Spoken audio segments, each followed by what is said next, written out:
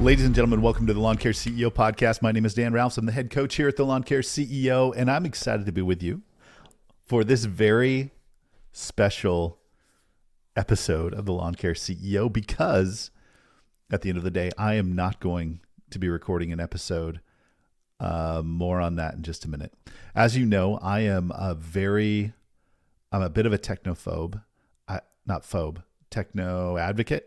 And I love technology, and I love what is happening in technology, especially around what's happening with artificial intelligence, AI, and how it's starting to become a practical value to business owners, even lawn care business owners. And I would love it if our lawn care CEOs are at the cutting edge of this particular tool rather than, falling behind when it comes to technology. And so I keep wanting to introduce more and more cool, valuable tips and resources around artificial intelligence.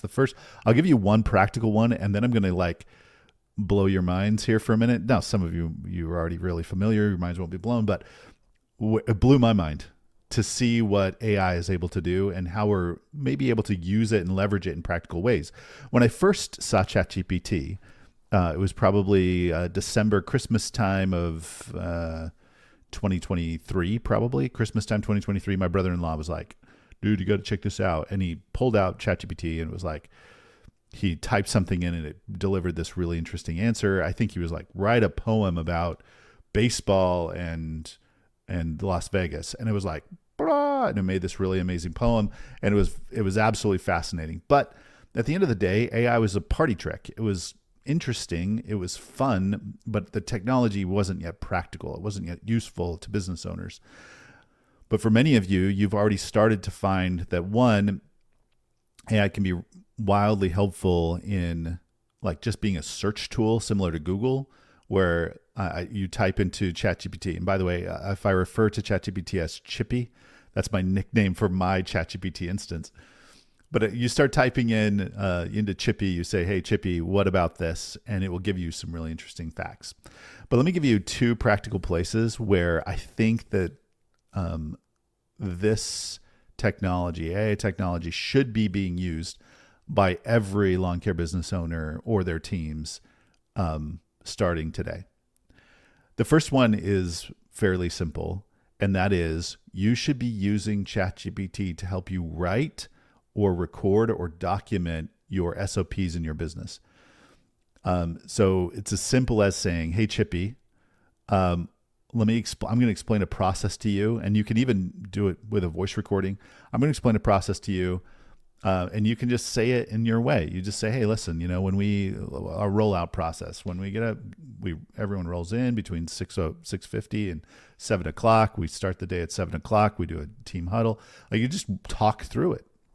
And then say, hey, put that into a 6-step process or a 7-step process, and it will add to, edit, and turn it into something really clean and nice, something really useful.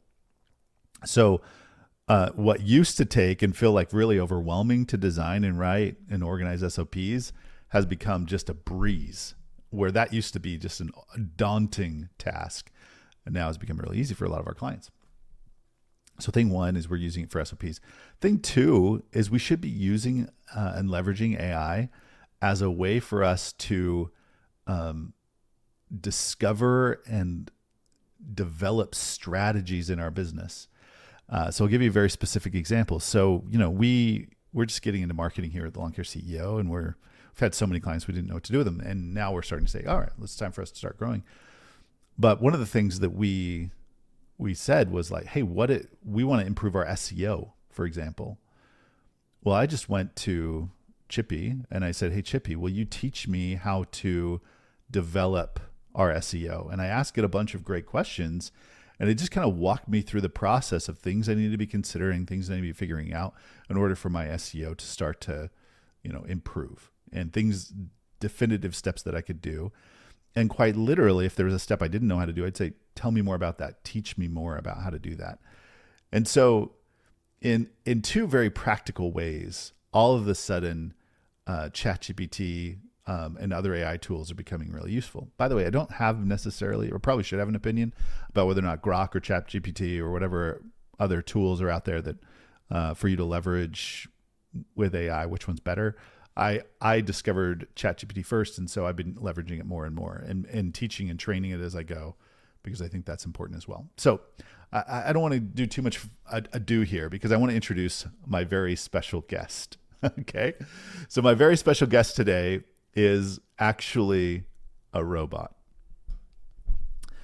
and it's the tool called Google Notebook LM. I'm not sure what the LM stands for. Google Tool LM. And what Google Notebook LM, what Google Notebook allows you to do is it allows you to upload documents. So imagine that I have a bunch of SOPs, I have a bunch of training documents, or other industry specific things that I found and discovered, videos, etc. And I upload them all into my notebook. And now there's some limitations on how many things you can upload. You might have to pay for the bigger version if you want to get more than 300 documents, but you're uploading all these things into Google Notebook, and Google Notebook then becomes an AI tool for you that references only the things that you've uploaded, which has some really great benefit, right? So if, for example, I don't want ChatGPT or Chippy to be adding a bunch of extra stuff, I can just add to Notebook, and Notebook will then only reference the things that I want it to. So it becomes an AI specific to my business. And so what we've been doing at Lawn Care CEO is we're trying to codify our coaching method, because we've been having such tremendous results with a lot of our clients. The question is, how do we scale it? How do we share it? How do we give it to more people? And so we're trying to codify it. So what we did is we took Google Notebook and we said, let's upload a bunch of our coaching calls. Let's upload all of our previous podcasts. Let's just upload all of the stuff. And we uploaded was it right at 300 documents, because that was our limit. We uploaded 300 documents, whether it's recordings of coaching calls, whether it was whatever. We uploaded all of it. And then we can ask it questions, and it will search all of that information and then give us answers based on our view, our perspective on the thing, rather than the general perspective with ChatGPT, which is also still helpful. Well, that is a really cool thing. And by the way, someday we're going to try to figure out a way to share this with the lawn care world, where we create a database of really good thinking around lawn care, and then we allow you to be able to search it and ask it questions and get insight from AI. It's a very cool tool. In fact, I almost want to test it out live here. So for example, if I were, by the way, this is how nerdy I am. So I call my ChatGPT instance Chippy, because I actually asked ChatGPT, give yourself a nickname, and Chippy was what it came up with. We decided together. I call him Chippy. He calls me Buddy. We're good friends. Originally, by the way, the voice of Chippy was a female voice. My wife didn't like that. She said, you have to make it a male voice. So now it's a male voice, Chippy, and Chippy and I are old friends. Well, when we created the Lawn Care CEO Google Notebook instance, we called it Lippy, and because it was like Chippy. So Lippy is my friend. So someday we'd love to give people access to Lippy, and we'll try to figure out ways to do that, because you can ask it really cool questions. Like, for example, how do I go about hiring a great GM? And we would ask these 300 documents, tens of thousands of words, hours and hours and hours of coaching, and hours of podcasts, this singular question about how do I go about hiring a great GM. It's going to reference all of that and come with a solution based on the cumulative data. Now, imagine while it's loading, I ask it the question.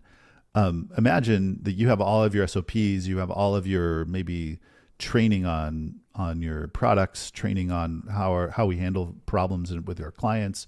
And maybe you have someone on the phone someone says, hey, I just have a question. How long does it take for this plant to grow? Well, the person on the phone's not going to know that right out the gate, right? Especially if I've hired maybe someone overseas. And they can just type in the question. And if it's in our database, they're going to get an answer that's completely aligned with the way that we think about it, rather than maybe an answer that would be off Google or something. Does that kind of make sense? And so we can kind of populate our way of thinking and share it with our teams. That's the power of Google Notebook. Well, in this case, right, I said, how do I go about hiring a great GM? And here was its answer. It said, hiring a great general manager is a strategic move that can transform your business. It's about finding a visionary leader who will elevate your team and drive growth. Here's a direct guide to bringing on that game-changing GM. And it gives three, let's see, how many steps? It gives like 3 major steps, and then it gives a bunch of sub-bullets. So the first one is define the general manager role, clarify the vision, are the sub-bullets, identify key performance indicators, how we measure their success, think about production targets, quality standards, customer relationships, and financial metrics. So it's literally going in, pulling out all this information about how to hire a great GM. And when I read through the answer, right, some of it's very plain, but it sounds kind of like how I would answer, right? So quite literally, we could, we'll bring on and train other coaches. And when we do, we'll say, hey, go ask Lippy first. And then if it doesn't give you the answer you're looking for, come talk to me. So it's like a pretty powerful tool when you think about it, that here we have this ability to kind of create a collective brain trust of the way that we talk about, think about, etc. Our business. And then we have a place where people can go ask questions and get our answers summarized and organized powerfully. Okay. Now, that's not all. One of the things that then we can ask the notebook to do is we can ask the notebook to give us an audio summary of the documents that we've included in our notebook. And it comes in the form of a podcast. So today, you get to listen to Lippy sharing a podcast that summarizes these 300 documents of coaching and learning and podcasts, etc. And so without further ado, let me introduce the Deep Dive podcast. I don't think the hosts have names, but let me introduce Lippy. Today on the Deep Dive, we're going to tackle something pretty big. It's that challenge, that keeps almost every growing business owner up at night. How do you achieve that significant growth, but without everything just spiraling into chaos? It really is the entrepreneurial dream, isn't it? Scaling up. But yeah, for so many, it often feels more like a puzzle where you're missing half the pieces, or you're just constantly battling that operational overwhelm. Right. Constant fires. Exactly. And that's why today we're really taking a deep dive into what it actually means to scale a business effectively. Yeah, we've spent a lot of time digging through some great sources. We've got transcripts from the Lawn Care CEO YouTube channel, some internal meeting notes too. We're pulling out practical strategies, some really candid lessons directly from seasoned coaches and successful entrepreneurs, particularly in the lawn care space. Our mission today really is to boil down those key principles, the things that can transform a busy, maybe even stressed out operation into one that's, smoothly humming, a truly scalable company. So you, listening right now, can hopefully stop guessing and actually start leading your business towards that next big stage. Okay, so let's start right at the top then. Our sources keep mentioning this idea of a business being beautifully scalable. What exactly does that look like? Well, it's really a state where every single part of the business, think sales, operations, finance, even HR, every part can stay healthy, keep thriving, and actually grow even when you put more pressure on it. So it's resilient. It is. And what's fascinating here, it isn't just about getting bigger. It's about building this deep structural resilience right into the company's DNA. Sure, some entrepreneurs, they're happy with a lifestyle business, maybe aiming for, say, $250,000 in revenue. Good profit. Nothing wrong with that. But many others, they're dreaming way bigger. They want to take it from that $250K to maybe $250 million. So this deep dive, it's really for those of you out there with that kind of drive, that passion to scale up significantly. Like structural resilience. Yeah. That sounds absolutely key. And one really powerful analogy our sources use for tackling business challenges is maybe surprisingly medical. They suggest thinking about business problems kind of like health issues. Like a doctor facing a new patient, a business owner really needs a clear process for solving problems. Exactly. We often call it the medical model mental framework. Yeah. And it's incredibly systematic, actually, for addressing pretty much any new challenge you face. So first, you identify the symptoms. What are the pains, the surface level problems you're seeing right now? And critically, you got to recognize these symptoms. They're not always the root cause. Okay, so don't just treat the symptom. Precisely. Second step is to diagnose. You need to uncover what's truly going on, the underlying issue. And then finally, you treat. You identify and apply potential solutions. It's this methodical approach. It just brings incredible clarity, even to really complex business problems, just like a good doctor pinpointing and treating an illness accurately. That diagnostic framework, yeah, that's powerful. It kind of reminds me of that old saying, what gets measured gets managed. And for a business, that measurement it really starts with the numbers, doesn't it? Yeah. Raw data. Our sources talk about flying a plane with no instruments. Yeah. What's the real danger there when you're trying to scale? Oh, the danger is huge. It's like you said, flying blind. You're making these big decisions based purely on gut feeling, not on, verifiable facts. And this brings up a really important question for every entrepreneur listening. How reliable are your financial statements? Good question. Because buyers, for instance, they demand clean profit and loss statements in your P&Ls and balance sheets going back like 3 or 4 years, minimum. If your net profit on that P&L is zero, well, there's literally nothing for a buyer to multiply when it comes time to sell. Right. No value there, technically. Exactly. So accurate, reliable data, it's not just for investors down the line. It's your dashboard. It's what you need for daily operations to make smart calls. And as the CEO, you're the one in charge of setting up that dashboard, right? You dictate your chart of accounts. You decide what goes where. Is direct labor part of your cost of goods sold? Is fuel and overhead expense? Those kinds of decisions. Precisely. Every single line on your P&L, you should understand it deeply. It's this deep understanding that really empowers you to make informed strategic decisions. It ensures your financial data is actually a powerful tool for steering the ship, not just some historical record nobody looks at. Okay, so understanding the numbers is crucial. But our sources also highlight this significant challenge entrepreneurs face is that temptation, right? Blurring the lines between personal and business finances, taking out big inconsistent distributions, swiping the company card for personal stuff. Why is that so bad for, long-term scalability and just financial clarity? Well, it just creates a totally false picture of profitability, doesn't it? A business might look like it has a healthy, say, 25% net profit on paper. But if the owner's constantly pulling out large, unbudgeted sums, or maybe there's significant debt service eating away at the actual cash flow, it's way lower. And the business basically starves for the cash it needs for reinvestment and growth. Ah, okay. That makes sense. Yeah. And ideal profit margins, our sources suggest for service businesses often target around 40% cost of goods sold, COGS, that's the direct cost of delivering your service. Then 40% overhead and hopefully 20% left over for actual profit. So like a 40-40-20 split. 40-20, got it. Even better. Maybe 3-5-3-5-30. But the critical thing to remember here is that those owner withdrawals and the debt service payments, they aren't factored into your P&L's net profit calculation. So the true cash position can be really deceptive. So what's the actionable tip then? Pay yourself a consistent salary. Right. Through payroll. Just like you pay your employees, it forces discipline and it makes the accounting crystal clear. Right. Treating yourself like an employee in that sense makes total sense for clarity. But beyond that discipline, what's the sort of broader picture of financial health look like? Our sources really emphasize something as fundamental as keeping a close eye on your cash on hand, almost like a business baby steps. Oh, it's absolutely crucial. Think of it like your operational safety net, right?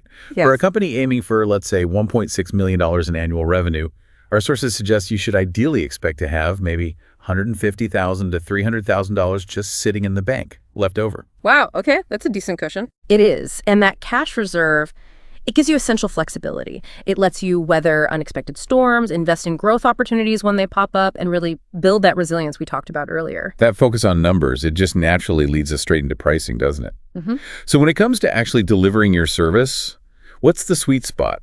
How much should you really be spending on your cost of goods, sold those direct costs, and specifically labor?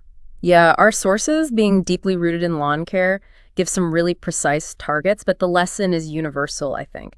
For example, a company only doing mowing might aim for a COGS around 33%. But for full-scale companies doing mowing, cleanups, shrub trimming, mulching, the whole range, that target shifts closer to 40-45%. Okay. But here's the critical principle, really, regardless of your industry. No single service line. Its labor costs should not exceed 33% of the revenue that service brings in. So you're going to break it down service by service. You have to. It forces you to analyze profitability at that really granular level. And it's also worth highlighting, our sources really push for rewarding high-performing employees based on their actual performance, not just paying a flat hourly wage. It just aligns incentives so much better. Pricing definitely isn't just picking a number out of thin air. It sounds like it's a really strategic decision. Yeah. You gave an example earlier, maybe a $65 treatment, leaving $44 for labor after materials. Mm-hmm. How do you actually arrive at those kinds of figures to make sure you are profitable? Well, a good benchmark is to aim for a labor rate somewhere around $25 to $32 per budgeted hour. This allows you to pay your team well, which is important, while still keeping a healthy, say, 25-32% OGS, specifically on the labor side of things. Yeah. Then you can kind of play around with your pricing based on different factors, like square footage for lawn care, maybe pricing in 500 or 1,000 square foot increments to consistently hit those targets. Now, while many aim to be above $10 per 1,000 square feet for mowing to really make good money, our sources show it's actually possible to profit below that if your operations are incredibly efficient and your costs are super tightly controlled. So what does all this really mean for your day-to-day operations then? Efficiency. It's clearly absolutely key to profitability. We all kind of get that efficiency is important, but our sources reveal just how surgical its impact can be. How does even a tiny shift, like just 1% inefficiency, ripple through a company's financials in a way most owners might not fully appreciate? Oh, it's staggering. It really is. And it's often where the real money is just left sitting on the table, It's so vital to track your efficiency rate out in the field. The goal, aim for 80%. That means for every 8 hours you pay someone, they're actually on a customer's property doing billable work for 80% of that time. Okay, 80% is the target. Right. And that 1% difference in efficiency, it can literally swing your overall labor percentage by 0.5%. In a service business where labor is usually your biggest chunk of cost of goods sold, that's huge. It's not just about getting more done. It's about converting those seemingly minor wasted moments, like an extra minute driving between jobs or an unnecessary trip back to the shop, into tangible, measurable profit increases. Wow.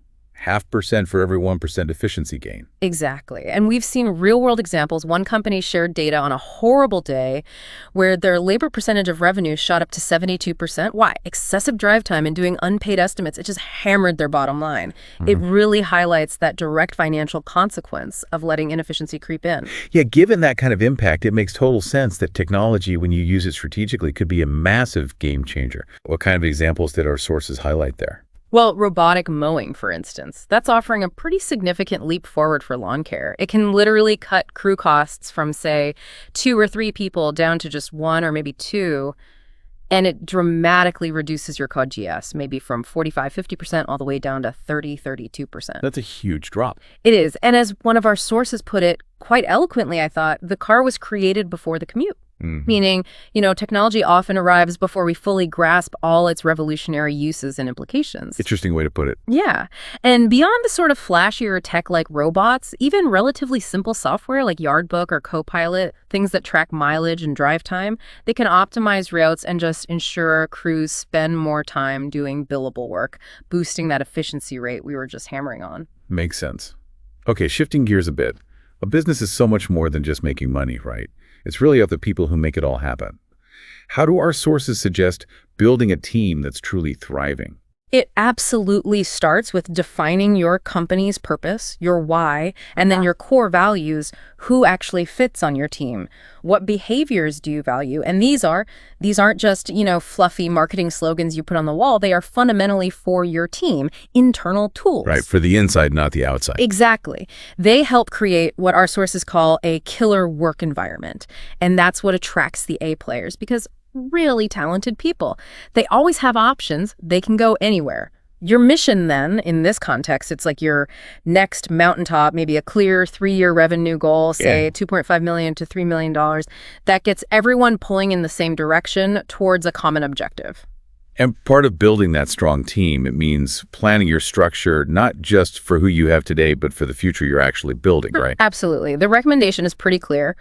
Create an organizational chart based on the roles the business will need when it hits its mission goal, not necessarily based on the people you have sitting in chairs right now. Forward-looking. Yeah, this forward-looking approach, it helps you identify future hiring needs way in advance, understand potential skill gaps in your current team, and just manage your growth proactively and hopefully effectively. It seems like even the most experienced leaders, though, they still need ongoing support and development, especially when you're leading and growing teams. Oh, for sure. Coaching can be incredibly valuable here, specifically for leadership development, teaching owners how to really lead and manage their crews effectively, not just direct them. A practical example that gets shared a lot is this idea: document 20, train 80. Document 20, train 80. Okay, what's that mean? It means you need a good checklist, or SOP, that's your 20% documentation. But the real work is ensuring someone who's been properly trained, that's the 80% training part, will actually remember how to follow it correctly. And tools now, like ChatGPT or AudioPen, they can quickly turn your verbal instructions into documented standard operating procedures, which makes that 20% part way easier than it used to be. Ah, leveraging AI there. Smart. Yeah. And effective leadership, it also just includes consistent check-ins and providing that ongoing support for your team members. Speaking of team support, our sources really champion the power of regular one-on-one meetings. Yeah. They almost seem deceptively simple, don't they? What's the real magic behind these seemingly small interactions when you're trying to scale a team effectively? Yeah, they do seem simple, but the magic is really in the consistency and the proactive nature of them. They provide that ongoing support, that consistent checking in point, and they establish a regular rhythm for team members to actually ask questions, even those questions they've maybe been shown before, but they feel awkward asking again, bothering you in an informal setting. Right, it creates a safe space for that. Exactly. And it also provides a really structured way to address performance issues if they come up. Instead of some big sudden confrontation, if you're consistently discussing their core responsibilities in these one-on-ones, then those difficult conversations, when they do need to happen, they're much clearer and, frankly, less surprising for everyone involved. That makes a lot of sense. Oh, and for rolling out new systems or processes. Our sources even suggest maybe doing hyper-management, like weekly one-on-ones for the first 2 or 3 weeks, just to make absolutely sure everyone adopts it properly and things go smoothly. Hyper-management. Okay, I like that term for onboarding new things. Now, finding the right people in the first place, that's obviously crucial for building anything scalable. What does that hiring process look like according to our sources? They suggest designing what they call a hiring gauntlet. Basically, multi-stage interviews designed to test different things. So it might start with a core values phone screen, just assessing personality and basic fit. Then maybe a walking interview. A walking interview. Yeah, to gauge work ethic and attitude, simple observations like, do they have a tan, if it's an outdoor job, or just seeing if they seem engaged and energetic when moving around. And then finally, maybe an equipment operation test or some practical skills assessment. Gotcha. Filtering at each stage. Exactly. And another key point, respond fast to applicants. Especially for trades positions. Good candidates just don't wait around. You might need to make exceptions, respond on weekends even. And here's something really interesting, kind of a surprising fact from our sources that really challenges traditional hiring. Okay. Many businesses are finding profound success with virtual administrative assistants, VAs, particularly from the Philippines. Wow, really? VAs from the Philippines? Yeah. They often speak clear English, they're highly skilled, often college educated, they tend to have a really strong service-oriented culture, plus they don't require an office space or a company computer. And get this, they can achieve incredibly high sales close rates. We saw numbers like 60% observed in some cases. 60% close rate from a VA. That's impressive. It is. Many owners we looked at have literally found their VA becomes their best employee, often outworking others on the team. It's quite remarkable. That finding about the VAs, especially from the Philippines, yeah, that really jumped out at me too from the sources. It definitely challenges a lot of traditional hiring assumptions, doesn't it? Did the sources share any, particularly surprising success stories? Or maybe initial hesitations people had about that model? Oh, absolutely. There was one CEO who initially just scoffed at the idea. He was thinking, how on earth can some remote admin understand my specific business? Total skeptic. Right, I can see that hesitation. But then, after seeing a VA manage their entire customer service inbox and scheduling and actually achieving better close rates than their own in-house team? Well, he became a true believer fast. It really forces you to rethink where true talent actually resides and how you can leverage it effectively for scale, regardless of geography. That's a powerful example. Okay, switching gears slightly again. The entrepreneurial grind, it can definitely take a toll on the owner. We all know that. So how important is owner self-care in this whole picture of trying to scale a business? It's incredibly important. You absolutely have to prioritize your personal well-being, your health, your sleep, your relationships. Our sources are really, really clear on this. Sacrificing these things for the business, it's actually counterproductive in the long run. It leads to decreased efficiency, burnout, making more mistakes, you name it. Yeah, burning the candle at both ends eventually burns you out. Exactly. Ultimately, the goal should be to build a business that actually supports your life, not one that completely consumes it. And this isn't just about, personal comfort. It's about maintaining your own peak performance. As the leader of the whole operation, you need to be sharp. Makes sense. Okay. Let's move to the front lines of growth now. Right. Sales and marketing. What really stands out from the sources as the first domino you need to knock over in your sales engine? Unequivocally, it's lead volume. Simple as that. You just cannot hit ambitious sales goals without enough quality leads coming into the funnel consistently. Our sources really emphasize this need to reverse engineer your sales goals. You got to figure out exactly how many leads you need, know what your close rate typically is, and understand how quickly you need to follow up with those leads to maximize conversion. So work backwards from the goal. Precisely. If sales are down, lead volume is the very first place you should look to diagnose the problem. Is the tap turned on enough? Okay, so you need leads. But once you have them, how much should you realistically be spending on advertising to turn those leads into actual paying customers? Well, a general rule of thumb that came up frequently in our sources is about a 1-to-10 ratio, advertising dollars to resulting revenue. So for maybe a $5,000 job, you could comfortably spend up to around $500 on ads to acquire that job. Okay, 10%. Yeah. Or look at it per lead. If your conversion rate is, say, 50% for an $8,000 job, then you could justify spending about $400 per lead to get that job. And it's really critical to make sure you're maximizing your ad spend where it counts, like on platforms like Google.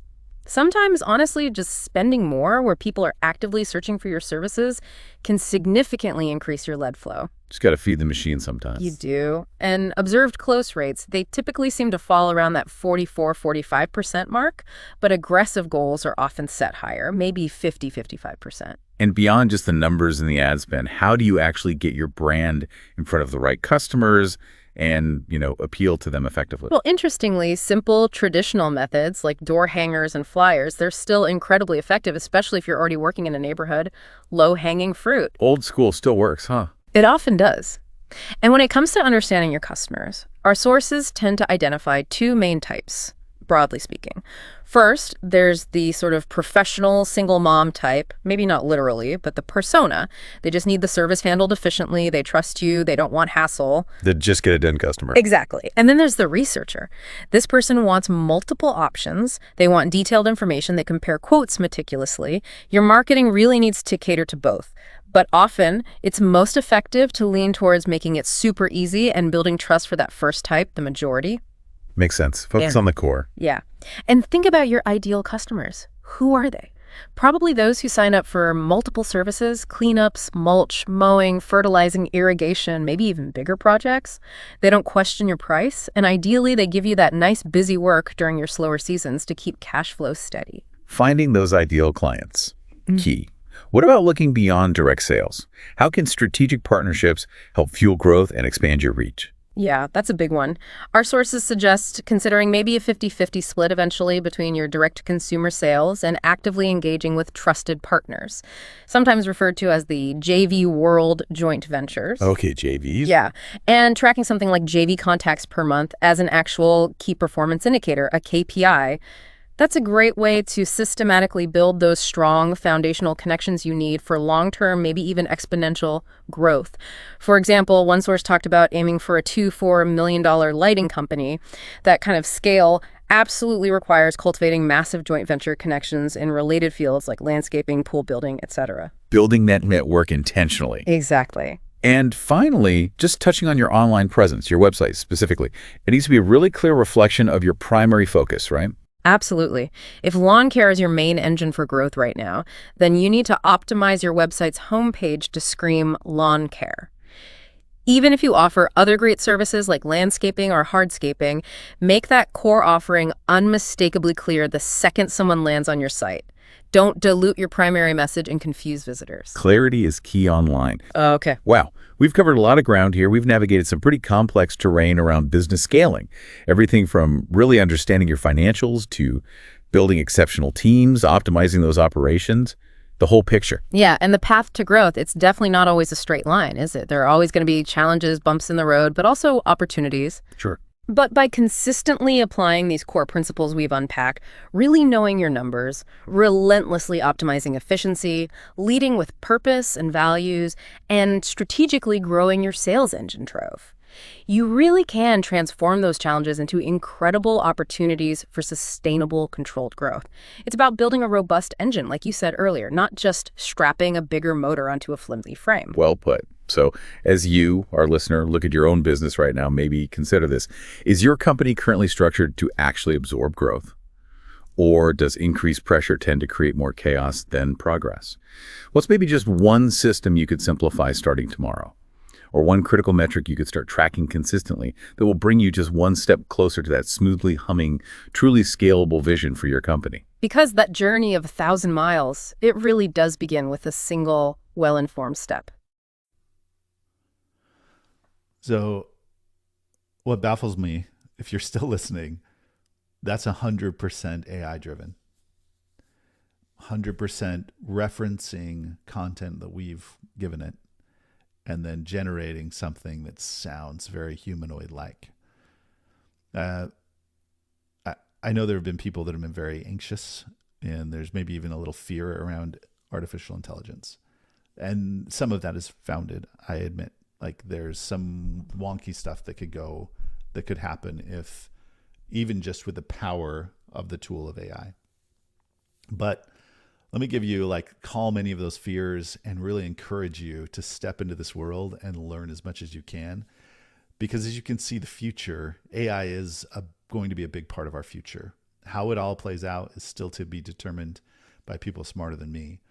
But every instance in history where there's been a new technology that's come to bear, whether it's the automobile or the light bulb or the steam engine, you name it. Whenever that's happened in history, two things have happened. One, people have kind of freaked out about it. The candle makers, the horse guys freaked out about the car. Candle makers freaked out about the light bulb. People sort of freak out when those things happen. But the second thing that's happened is the world collectively has gotten wealthier and the middle class has gotten wealthier. And then number three, the people who aren't afraid of it, the people who are willing to adopt it, the people who step into it sooner, faster, are the ones who gain a disproportionate amount of that new wealth that's been created. So I want my lawn care CEOs to be ready for that. And I hope you enjoyed this very unique episode listening to AI share a podcast that's based on 300 random documents. Very cool. So as always, go do more good, and maybe, hopefully, AI can help you do it. Be well.